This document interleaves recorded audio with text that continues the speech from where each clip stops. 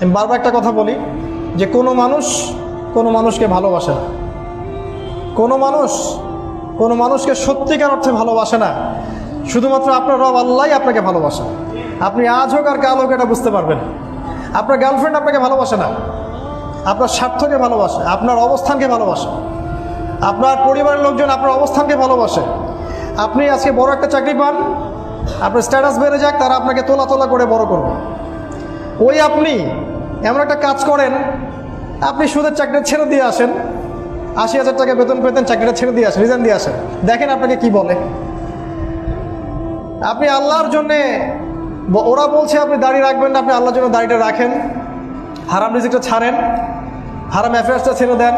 আপনার বড় ব্যবসা আছে কিন্তু হারাম, আপনি ছেড়ে দিয়ে পরিবারবর্গের কাছে আসেন, বলেন যে আমি আল্লাহর জন্য হারাম ব্যবসা ছেড়ে দিচ্ছি, দেখেন আপনাকে ভালোবাসে কিনা। মানুষকে ভালোবাসে না, অনলি আল্লাহ আমাদের রব আমাদেরকে ভালোবাসা।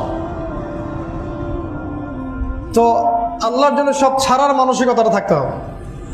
আল্লাহই আমার সব, আল্লাহই আমার রব, আল্লাহর জন্যই আমার জীবন, আল্লাহর জন্যই আমার মৃত্যু। কেউ আমার সাথে নাই, কেউ আমার সাথে যাবেও না। তাই দুনিয়ার এই সংক্ষিপ্ত সময়টা এই মানুষগুলোকে খুশি করার জন্য ব্যয় করবেন না। আল্লাহকে খুশি করতে চান, আল্লাহর কাছে ফেয়ার থাকেন, আল্লাহ আপনাকে সম্মানিত করে দেবেন ইনশাআল্লাহ। আল্লাহ